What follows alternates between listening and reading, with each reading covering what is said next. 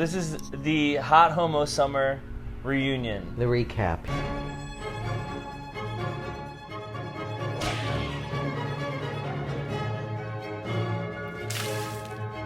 But it's only two of the people that were involved with it.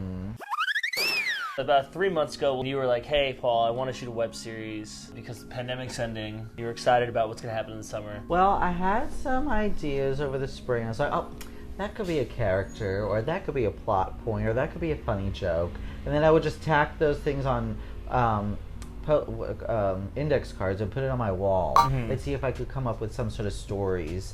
And so I wasn't putting too much pressure on myself. But then I knew I was going to be going out of town middle of June. So I was like, and it was already like early May. I was like, you know what? I'm just going to write this all. So I wrote it all in May. And then I went out of town for a week, and then I came back, and I think it was like June 6th I came back. I think you had all 5 done by that point, and we met at a coffee shop.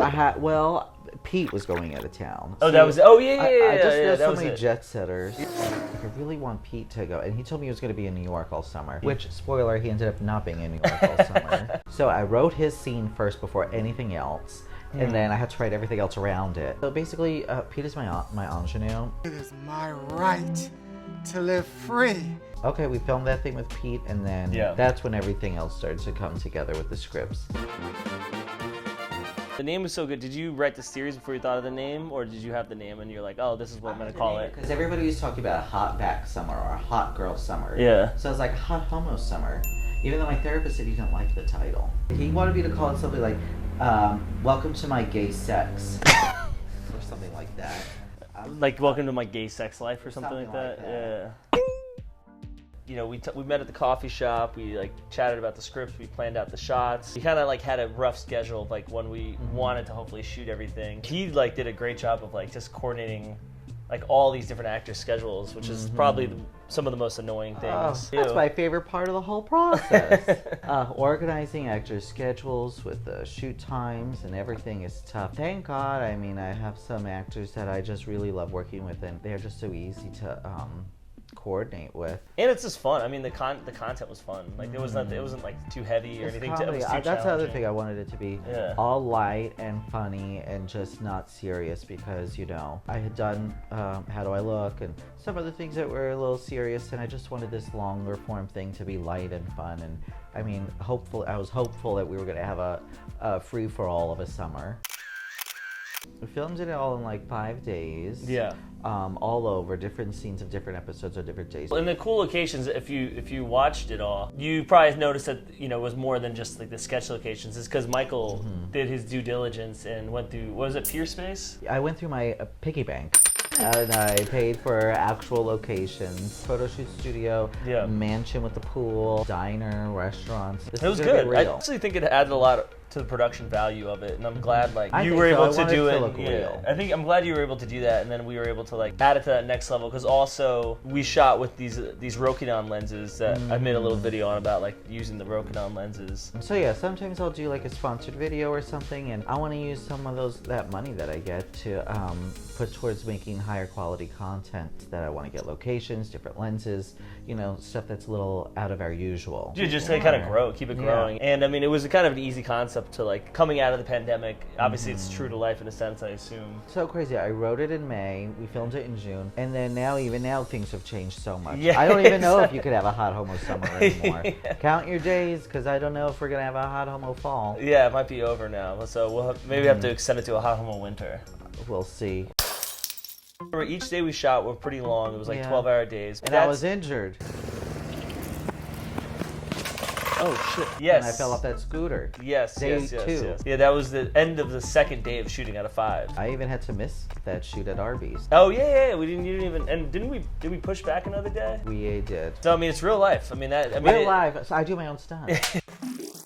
Every day after we shot, because I only had so many memory cards, I would dump it on the footage and I would back it up like twice, because I was like super anxious and nervous that I would like lose some footage and Michael would like slap me around the next time if I lost a day. Yeah. I would like back up the card, then back up the footage on like 2 different hard drives. Then we just like got into the editing process, which I mean, it was almost like it was week to week essentially. So we never really. I think I remember after the first episode, a few of the comments I saw were like, "Oh, why don't you guys just like post this all at once, like a Netflix style?" Which I'm like, well, they're not done. So. They're not done. I mean, the editing always takes a long time, but it's fun because it's not like you're just, we're both at our computers respectively, like just doing what we're doing. Yeah, and I was in New York for a lot of it. I did the trailer and like the first 2 episodes while I was still in New York. Would you like a corn dog?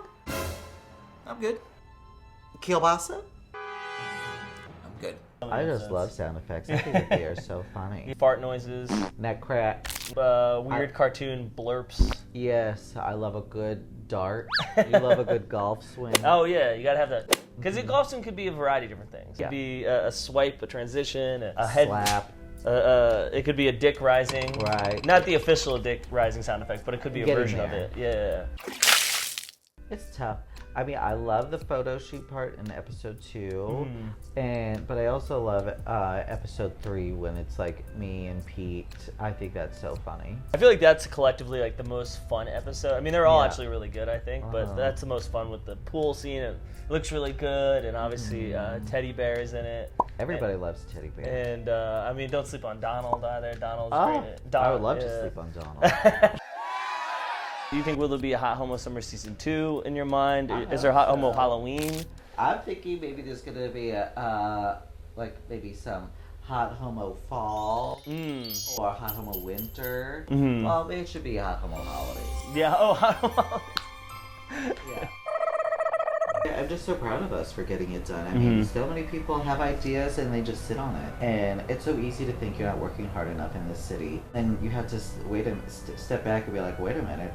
We wrote something, filmed it, edited it, released it, marketed it. It's a lot of work. So we have to pat ourselves on the back that we did this big thing. And thanks to you for, if you haven't seen it already, but if you have watched it, thank you for watching. And hopefully you watch it and send it to all your friends and continue. Watch it over and over again. Support the art. Exactly. Support me. Support homosexuals. But yeah, that's it. Thanks for doing this. Thank you, Paul. Yeah. Thank you for your expertise as always. It's gonna be, and to all the Paul Bears out there,